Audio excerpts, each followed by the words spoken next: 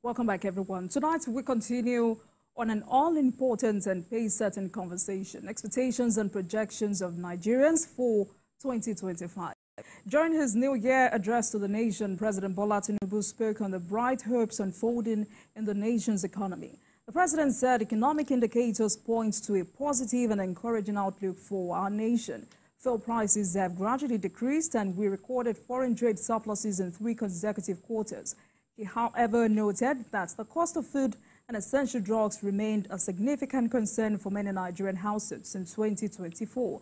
The president also said in 2025, our government will be committed to intensifying efforts to lower costs by boosting food production and promoting local manufacturing of essential drugs and other medical supplies, and reduce inflation from its current high of 34.6% to 15%. This, of course, paints a canvas for the expectations and projections of Nigerians, which is our focus tonight. And with that, I'm now being joined by Comrade Ayodele Adewale, Global Affairs Analyst. Happy New Year to you. Thank you very much for joining us on Politics Tonight. It's good to have you in the studio again. Thank you for having me. So, Happy New Year to you too. You know, many say the year 2024 was full of ups and downs for the ruling APC. You're a chieftain of the APC, so how would you describe the journey for the party in the year 2024? The journey has been very challenging. Absolutely. And of course, many milestones was also recorded by the APC. A lot of developmental things came on board. So many challenges were surmounted. Some are still there working. The president has a very good team. His hand is on the plow. And he keeps engaging with Nigerians, assuring them very well that things will get better. And as you can see, that we had a lot of diasporans coming into Nigeria. If you look at what had happened about 3 years prior to this year, you will see that more people came out. This also goes to show that there's a lot of security workings that have been, adequately taken care of. A lot of our brothers in the Southeast, for the first time in a very long time, went home, to celebrate the Alfala festival and, of course, meet with their families and all of that. Many of these security breaches that were very wanton were not particularly recorded. That is not to say that there was one, we didn't have 1 or 2 gaps, but the security agencies were up on their game. And Nigerians were able to move freely. A lot of celebrations were happening in many places. Many families were able to come together and celebrate. And small businesses actually made a lot of gains, though some even took advantage of the system. If you look at the Uber drivers, for instance, they were charging as much as 30,000 from mainland to island. Yesterday, how true, I don't know, I heard that some were charging as much as 100,000 and all of that. So small businesses really, had it very good. Hotels were fully booked. The hospitality business really worked very well. And for me, it's the SMEs. You understand? The SMEs really had it very good. And a lot of that will be taken to 2025, as we are seeing right now. The student loan have come up, very well. Many students have had opportunity of taking the loan to cushion the effect of a lot of pressure that their parents would have been having. The Nigerian economy became more robust, in terms of the indices that was rolled out by the Minister for Finance and the coordinating Minister for the Economy. Looking at international perspective also, a lot of world leaders were coming, want to work with Nigeria. Many of them were also inviting the president to come visit. This was not just visit, you could see them really showing the affinity of likeness and cooperation and all of that. The British government had to put their own boot on the ground to come train our security, our men here on how to use some modern technologies and how to combat insurgency and all whatnot. Talking about words of encouragement and promises, the president spoke to Nigerians on the 1st of January, where he says he's ready to solve myriad of problems facing the country. How hopeful should Nigerians be on this? Well, First thing is that he has said what he wants to do, right?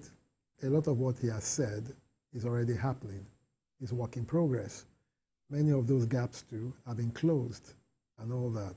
The fact that he's engaging the Nigerian populace, it's a thing of joy, right? There's a lot of feedback happening. Recently, there was the media chat that the president had with different media organizations.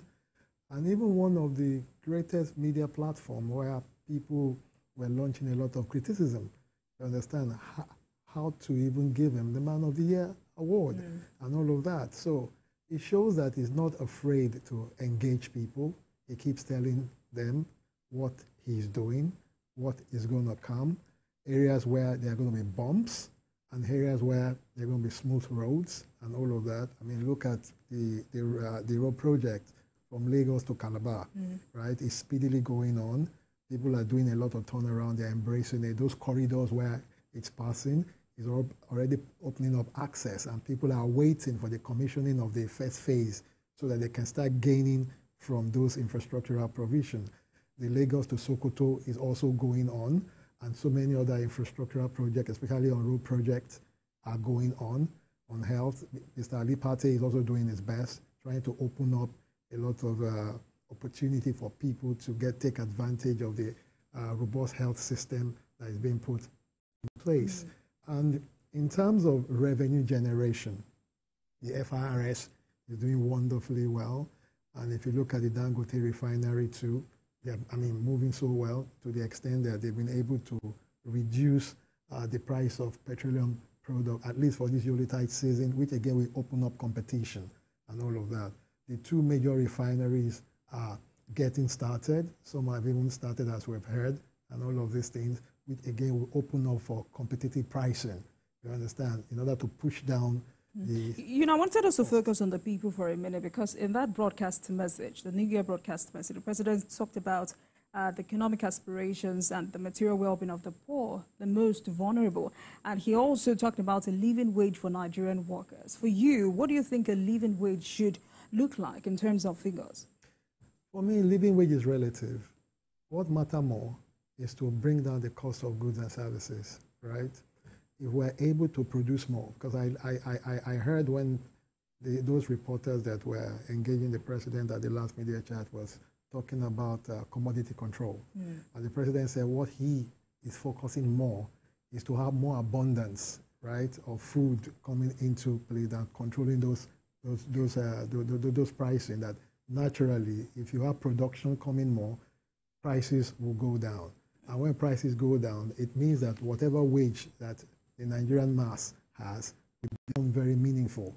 If you don't have more in production, even if you give a minimum wage of 5 million naira, right, at a point, that amount will become meaningless, like what you have in Zimbabwe and some other countries like that. So we need to open up our system to more for production, and the energy system also need to, become more readily available. There's a lot of work happening there, but again, you see people shooting down the transmission line, right? And the security agencies are also combating them. So these are things that everybody needs to, come on board to make sure that they support government to allow free flow of this development. And I think a lot of Nigerians are happy, or were happy, to hear the president talk about increased access to credit for individuals and critical sectors of the economy to boost national economic output. But from your own perspective, what do you think, how do you think this should support underserved groups, talking about women and youths? Well, for that, many of opportunities should be open in terms of grants, right?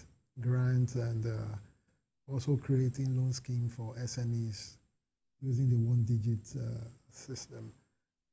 And I believe the president is working seriously with that. I know that for the civil servant or so, they've opened up a system where they can buy some of these vehicles and what have you on hire purchase and all of that. And I think that will also help. Has that kicked off? I believe it should have kicked off. I want to believe it should have kicked off and all that. I mean, those kind of those kind of support system, right, will help life, more meaningful for the Nigerian people. And if you're talking about people at the lower ebb of the economy also, the access to fund by local government now, as it will kick off this January fully, will also help to provide more funds within the local economy, whereby local government helmsmen, right, will be able to create a system where they can release some funds to small businesses like I did when I was chairman of local government. I actually worked with the Lagos State Microfinance Institution and carry microfinance, right, to provide a pool of funds to people at 0.5% of interest, right? And we encourage them to form cooperative. So through those cooperatives, they can access those funds without any collateral. The collateralization will be your religious leader, your community leader, that will have to attest that you live in this community. And we also have people that will fact check the kind of business you do to make sure that you don't spend that money for things that are not productive for what you have aimed to get those for. So local government administration will also have to support in that likewise. So if you're to evaluate ease of doing business in Nigeria, objectively now, are we doing better? Are we doing well? If we're not doing well, I don't think investors will want to come to Nigeria, right? And if we're not doing well, I don't think local economic players, you understand, will not be having it smoothly. That is not to say that we should not do better, right? But looking at where we are coming from, the ease of doing business is more robust than how it was. Because right now, you must have to follow a particular system that is almost foolproof, right? Look at the CBN policies that they're bringing. So you don't arbitrarily see people just doing round tripping, collecting forex for a purpose in which they have submitted the document for, and they go to the black market to exchange it to get more gains and all. So you must be able to convince the system that what you are actually desiring to get will be spent for a particular purpose that is beneficial to the system. So how do you think this administration is working on the president's promise to remove bottlenecks impeding business competitiveness in the country? The president has said it repeatedly that all bottlenecks will be removed. And where you see gap, people should be willing to bring out the information. If you don't bring out the information, there's no how government will know in order to tackle a lot of things. Safety nets have been put in place, right? It is not to say that some people that don't want to go around. it's a different ballgame for the president to speak, and it's also totally different for us to see these things happening. That is why civic engagement is there. People must also play their responsibility, right? If the policy of government is we do it this way, and some people want now to create some loopholes in order to satisfy their own aggrandizement, people must have to speak out, right? And that is part of the social engagement. You must have to speak out. So when you speak out, the government go to tackle those things, right? As long as we're in this mundane, we're still going to have some harakiri happening. You understand? So the more policy, good policy government brings out, the more people have to engage the system and, of course, bring out any things that are not done appropriately well. All right, let me take you up on other issues, and that's talking about the president's economic diplomacy to boost investment, rather. What gains have we made in the past year? In what area? Economic diplomacy. Well, part of the economic diplomacy have come out in their policies, right? There are so many policies in different sectors of the economy, and these policies are aimed to midwife very progressive systems and services, right? So it also behoves on the economic players, on the business players, to engage this thing properly well, and where they feel that there should be some amendment, they should be also quick to bring up memorandum or engage the system and bring in their own thoughts and solutions to it. So what more incentives do you think the government or the federal government needs to embark on or provide to attract more investments? Well, some of it will be that they create an avenue for people to get access to more funds, right? Yes, we have an issue of abundance of funds in Nigeria, But there are some small businesses, there are some big businesses that want to have access to, especially Forex and all of these things, which the CBN governor is doing his best in order to bring this thing out. But I think there must be more increase in allocating these funds to them. Let's talk about the president asking for more support from Nigerians. I mean, he's called for more support for his renewed hope agenda. In his words, he says citizens' moral rectitude and faith in our country are fundamental to the success of the renewed hope agenda. How critical is this? Well, it's very important because in government, the people matter more.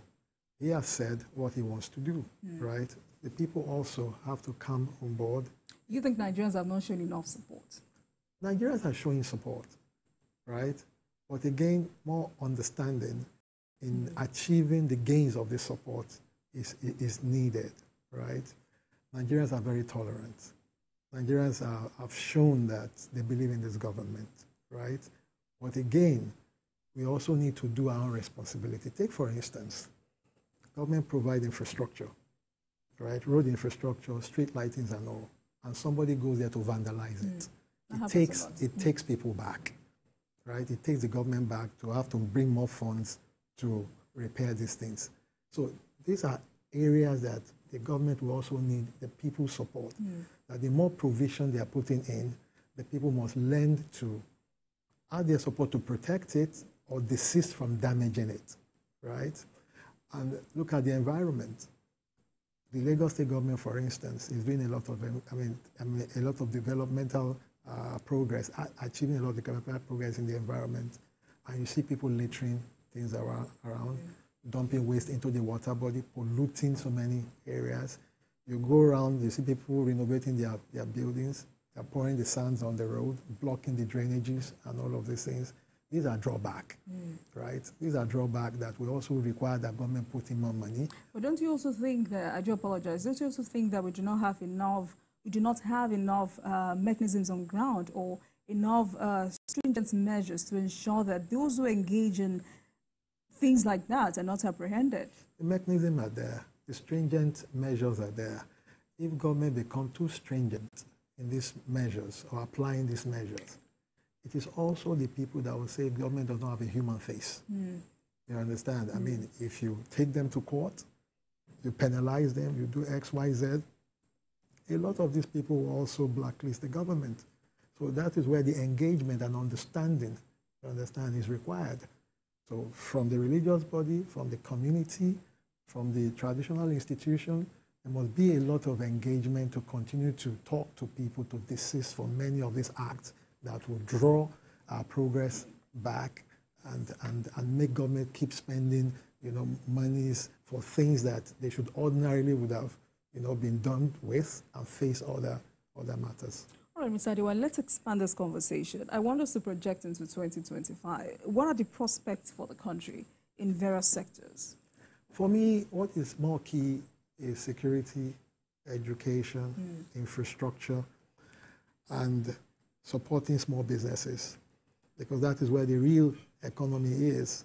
And I would appeal to government to put in more steam in these areas, because the more secure our environment is, the more opportunity it will provide for people to go to their farms and all of that. You understand? There must be a lot of strategic, purposeful energies devoted into those areas. And when that is achieved, you understand, it will complement a lot of things that people ordinarily will want to do on their own, and they'll be able to develop according to their individual peculiarities and strengths. All right, let's take a break, and when we come back, we'll continue this conversation. Please stay with us, everyone.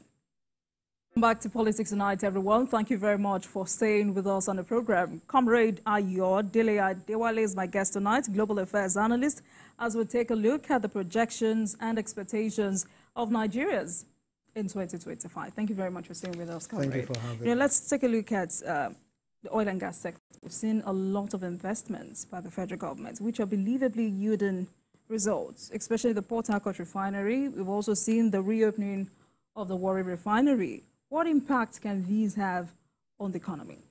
Well, the major impact is that it will create jobs, right? And when jobs are created, prosperity is distributed and all. Secondly, it will also help to cascade the activity around the production industry and all that. And thirdly, it would also help government to generate revenue that is needed to push into different sectors and all. And in all, it will also help to have some level of price control, right? The government is producing its own, the private sector is producing their own, and there will be at a point where price will start, going down, and the people at the end of the day. So you also believe there would be a further reduction in pump Oh, price? definitely, definitely. I mean, Boaz refinery will come up, I think, before the end of this year. Of this year, you have the Dangote refinery, you have the Port Harcourt, you have the Warri refinery. By the grace of God, the Kaduna refinery will come upstream. You're going to have a lot of competition, right? And the market will be saturated.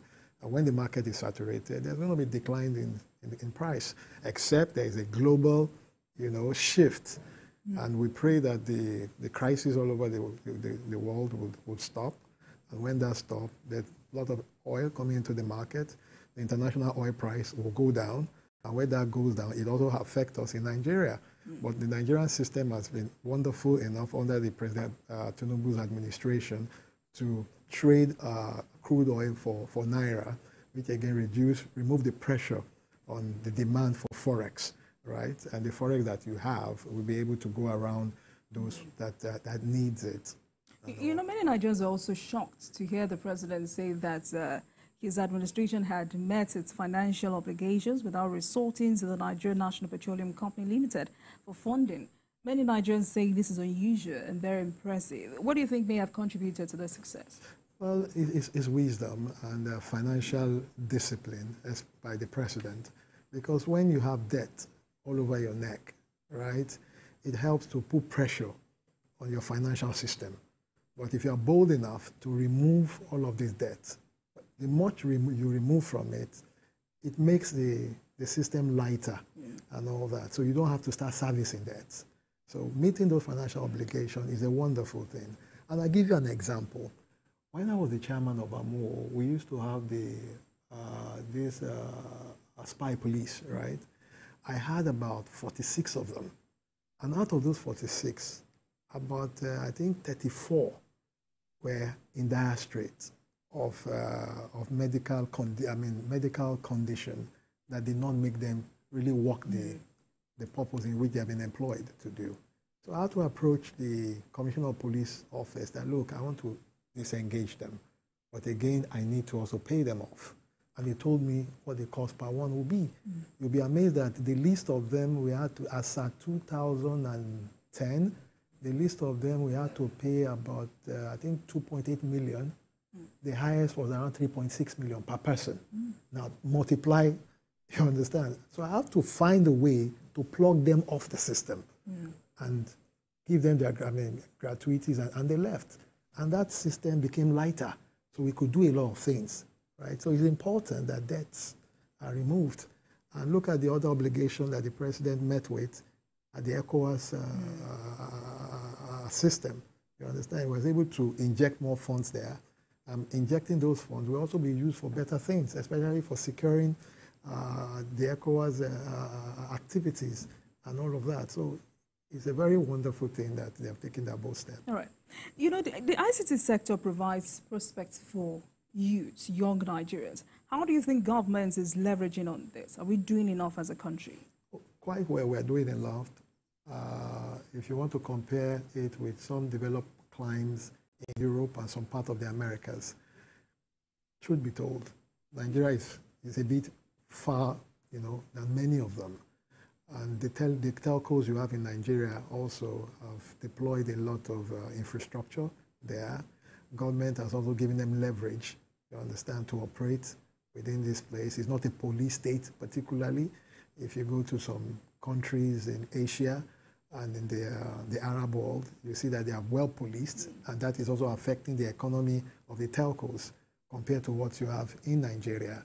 So, and Mr. Bosun Tijani is also doing a lot. I think I watched one of his interviews, either on your station or Arise or wherever, where he was dishing out the things that will happen in 2025 and how we are going to see a lot of mileage being covered in terms of development and providing more of modern technology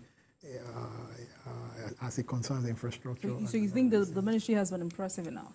No, it is. It is. If you remove technology from our system, a lot of youth will be unemployed. So the technology that is abundant in our system has made a lot of youth become self-employed, you understand? And the much government can do is provide more infrastructure all across the country so that more youth can take advantage of these things and deploy it to their businesses, you understand? And perhaps giving the telcos some relief, you understand? Some relief so that they can also bring down the cost, you understand? Especially costs for data and all of that. But more monitoring, because there have been some interruption, you know, in services, and they're getting away with it, right? So government need to engage them more, that their services need to be apt, and whatever the customer is paying must be commensurate to the service delivered. You know, comrade, it's a new year, and I would like for us to talk about agriculture, because, you know, every other day we keep talking about how we must diversify our economy. Yes, the president has rejected, the president has talked about more investment in the agricultural sector, and he has talked about, rejecting the proposal by some Nigerians for massive importation of food. Many Nigerians say it should go beyond promises now. How else do you think government must, at this point, incentivize farming? For me, to be training, you know, and building up capacities. And of course, working with the state governments and the local government. Training farmers? Training farmers, yeah. You need to train them, you know, especially on how to manage their crops, right? And how to also manage the soil.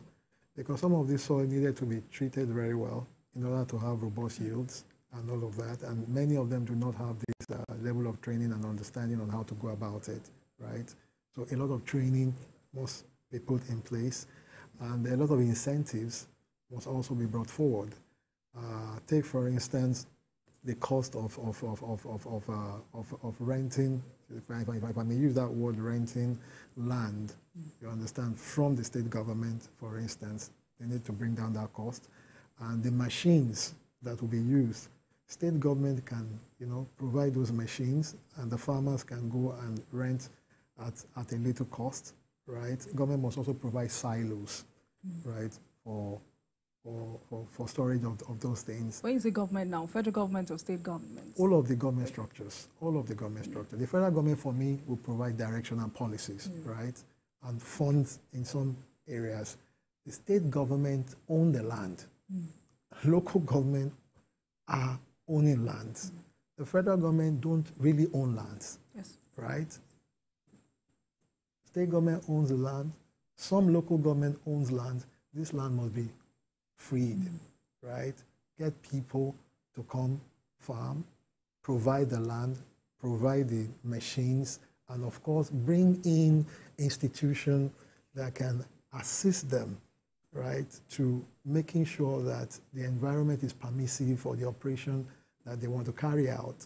Because if you give them land and you give them the machinery, if those soil are not well treated, the end of the day will be that whatever energy they put in there will amount to a waste. And that's where the IITA comes in, you understand? Institutions like the IITA and the School of Agriculture that you see all around, government must try to engage them so that all of the capacities they have that is domiciled within them, they'll bring it out, you know, and work with a lot of these farmers. And government, like what the governor of Niger State is doing, Mr. Bago, trying to woo NYSC core members to come farm, right? Government could start up a program, right? Work with the NYSC. For each core member, they could give, like, say, 5 acres of land, right, and give them that support system so that they will now see agriculture very fashionable for them. By the time they leave their 1 year of service, a lot of them will either be staying back there to continue what they're doing or go back to their various states to continue that agricultural activity. The end of the day is that you're going to have a lot of food in abundance, right? And government can also mop up these commodities and take it to wherever they are needed, because there's so many hiccups on the road. You'll be amazed that food are very cheap in some part of the country, and in some part they are very expensive. The gap in between are those hiccups on the road. People coming to collect illegal funds from, from the logistic operators and all of these things. So if middlemen. You understand? No, they're not middlemen. Okay. They're not middlemen. The middlemen are different. These, I want to be careful with words now. I want to be careful with words. From point A to point B, right? There are gaps on the road. Either you see some people masquerading as security operative on the road, collecting funds from these people. Those are government agencies. Well, I want to be kind with people now. Now, if the fund that will be expended along that trip will be passed on to the consumer. So if you remove all of those things, right, and there's a free flow of goods and services along that route, it will also have an impact at the end point and reducing the cost. If government now come to support with silos and what have you, and storage facility, especially for vegetables and fruits and all of these things, the shelf life will be increased, so there will not be wastages along those routes. If government can also help them in order to export many of these things through the export, I think there's an agency for that, and all of that, you understand, they'll be able to bring in more foreign exchange that is more required, so that all of those gaps, all of those hiccups must be removed. And there's a lot of railway project also going on. By the time they come in full swing, you can imagine people bringing in their goods from Kano, from Sokoto.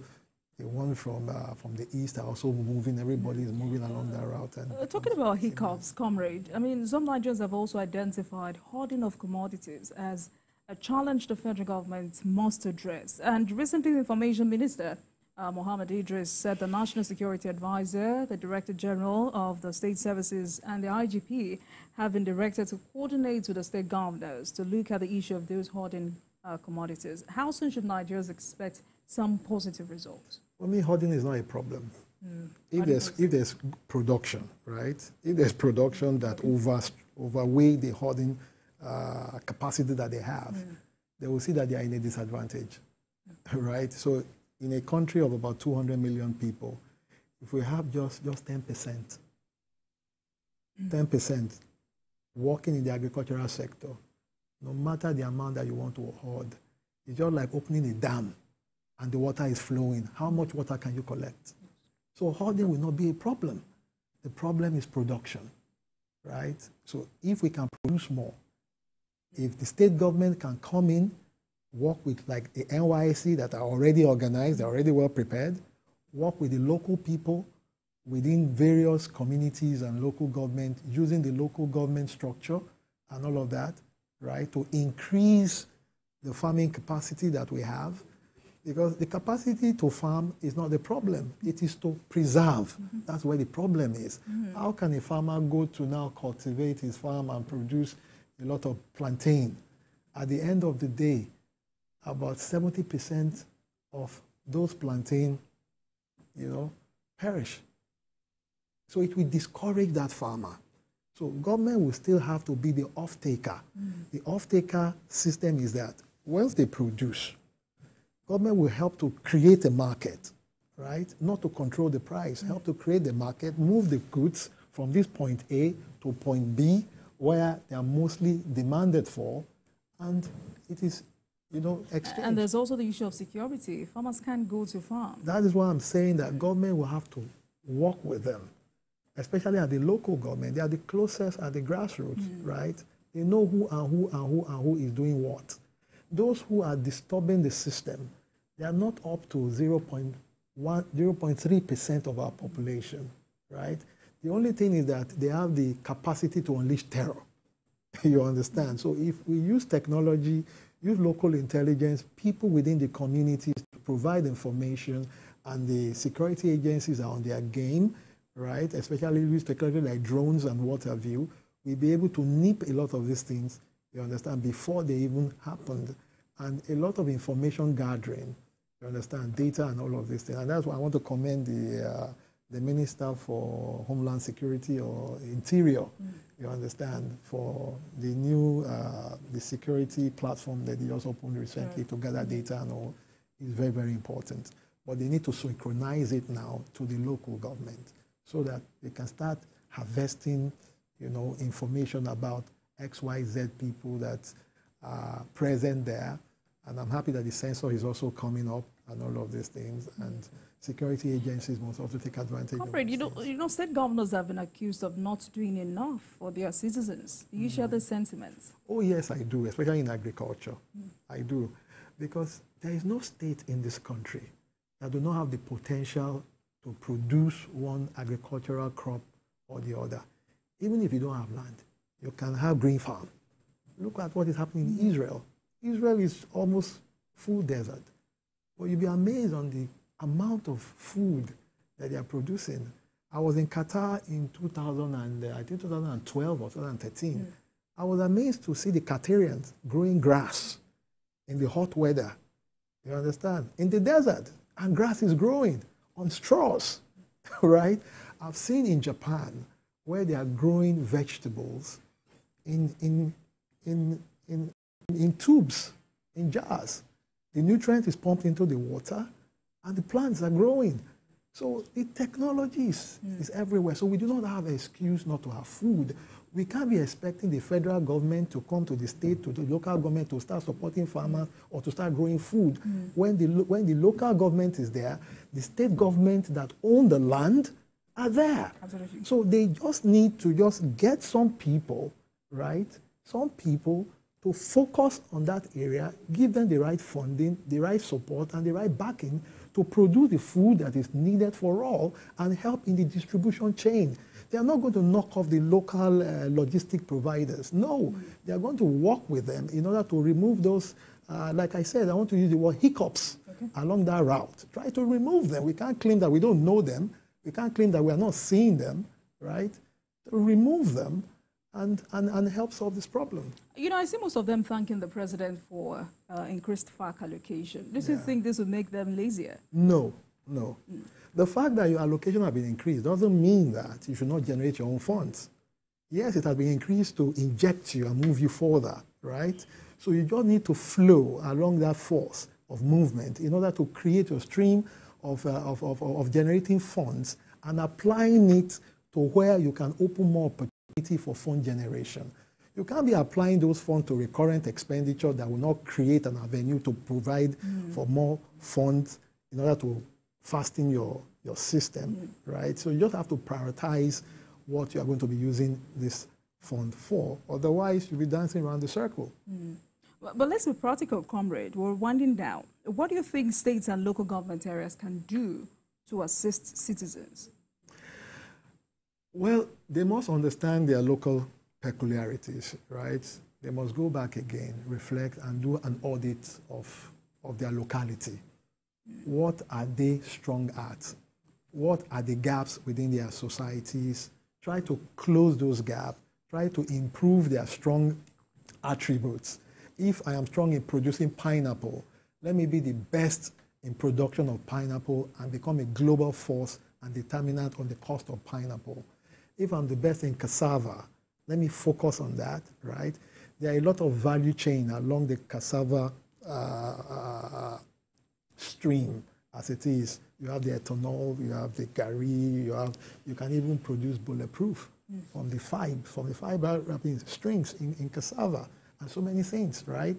If you want to go into animal husbandry, try and focus and be the best. Like the Niger State governor is doing now. Mr. Bago is focusing strongly on that and wanting Niger State to be the food basket of the country, right? Other states can also pick from that and become the best in what they do. All right. Before I let you go tonight, let's talk about the 2025 budget, which the president presented recently. What do you consider the most instructive about that budget? And can this budget bring the needed economic transformation? Yeah, the budget will be because, like I said, the president is a financial manager. He knows what he's doing. He has a very good team. Mr. Wale Edun has been doing very wonderfully well. And the National Assembly should also work very fast in approving the budget so that everybody can go, you know, to work and start, actioning a lot of the provision in the budget.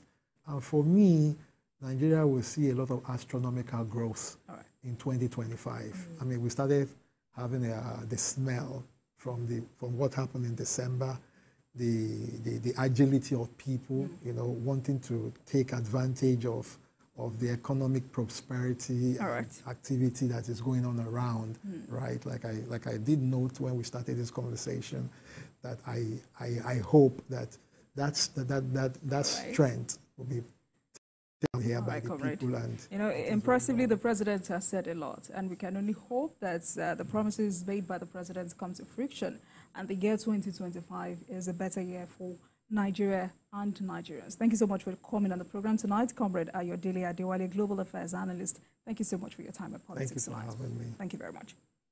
And thank you so much for watching, everyone. It marks the end of today's episode of Politics Tonight, but you can watch the repeat broadcast of this episode at midnight. Get in touch with us on our social media handles, Facebook, Instagram, and X at TVC News NG and at Olajumoke using the hashtag Politics Tonight. We're also on YouTube at youtube.com/TVC News Nigeria. I am Olajumoke Olatuji. Good night, everyone.